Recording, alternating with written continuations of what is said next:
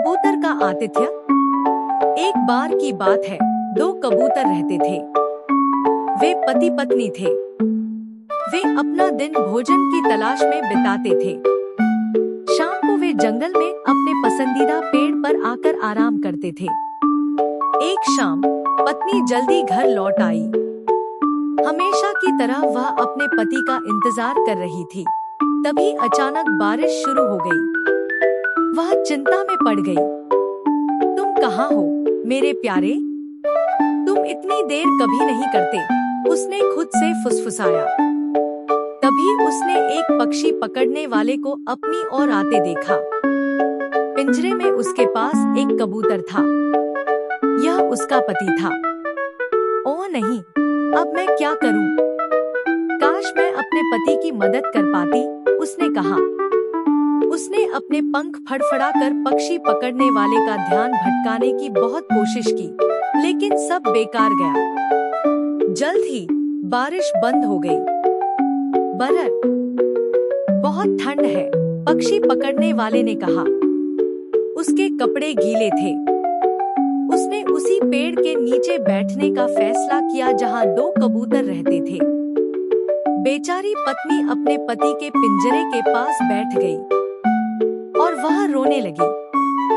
पति ने कहा, दुखी मत हो प्रिय, अब हमारे पास एक मेहमान है। यह आदमी कांप रहा है और भूखा है। उसे तुम्हारी मदद की जरूरत है। यह सुनकर पत्नी सूखी टहनियां लेने उड़ गई। उसने पक्षी पकड़ने वाले के लिए आग जलाई। फिर उसने पक्षी पकड़ने वाले की ओर देखा और कहा, तुम हमारे मेहमान हो। चूंकि मेरे पास देने के लिए कोई भोजन नहीं है, इसलिए मैं इस आग में कूद जाऊंगी। कुछ ही मिनटों में मैं तुम्हारे लिए खाने योग्य वस्तु बन जाऊंगी। तुम मुझे खा सकते हो। अब तक पक्षी पकड़ने वाला विनम्र कबूतर जोड़े के आतिथ्य से अभिभूत हो चुका था। उसने तुरंत पत्नी को आग में कूदने से रोक दिया। उसने पिंजरा खोला और पति को आजाद कर दिया। मैं क्रूर और स्वार्थी रहा हूँ। मैं फिर कभी किसी पक्षी को अपने जाल में नहीं फंसाऊंगा, पक्षी पकड़ने वाले ने कहा और चला गया। दोनों कबूतर फिर से मिलकर खुश थे। शेर की सांसों की बदबू। बहुत समय पहले घने जंगल में एक शेर रहता था। एक सुबह उसकी पत्नी ने उसे बताया कि उसकी सांसों की बदबू बहुत खराब है। शेर यह सुनकर बहुत क्रोधित हुआ और शर्मिंदा हुआ। वह अपने पार्षदों से भी इस तथ्य की जांच करना चाहता था। इसलिए उसने उन्हें एक एक करके अपने दरबार में बुलाया। सबसे पहले भेड़े आई।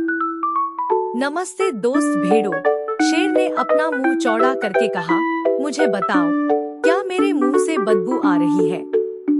भेड़ों ने सोचा कि राजा शेर उससे ईमानदारी से जवाब चाहता है, इसलिए उसने कहा, हाँ महाराज, लगता है आपकी सांसों में कुछ गड़बड़ है। राजा शेर को यह साफ साफ बात अच्छी नहीं लगी। उसने भेड़ पर झपट्टा मारा, उसे मार डाला और खा गया।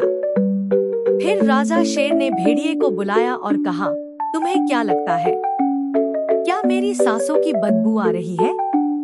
भेड़िया जानता था कि उसके साथी भेड़ का क्या हश्र होने वाला है। वह शाही सवाल का जवाब देने में बहुत सावधानी बरतना चाहता था। तो भेड़िया बोला, कौन कहता है कि महाराज की सांसें अप्रिय है? यह गुलाब की खुशबू की तरह मीठी है। जब राजा शेर ने जवाब सुना तो वह गुस्से में दहाड़ा और तुरंत भेड़िए पर हमला किया और उसे मार डाला। चापलूसी करने वाले, राजा शेर ने गुर्राहट के साथ कहा। आखिर में लोमड़ी की बारी आई, जो शेर का तीसरा सलाहकार था। जब लोमड़ी आई तो शेर ने उससे भी यही सवाल पूछा। लोमड़ी अपने दोनों साथियों के भाग्य से अच्छी तरह वाकिफ थी, इसलिए उसने खांसते हुए और बार-बार अपना गला साफ करते हुए कहा, महाराज, पिछले कुछ दिनों से मुझे बहुत तेज सर्दी लग रही है। इस वजह से मुझे कुछ भी गंध नहीं आ रही है, चाहे वह अच्छी हो या बुरी। राजा शेर ने लोमड़ी की जान बख्श दी।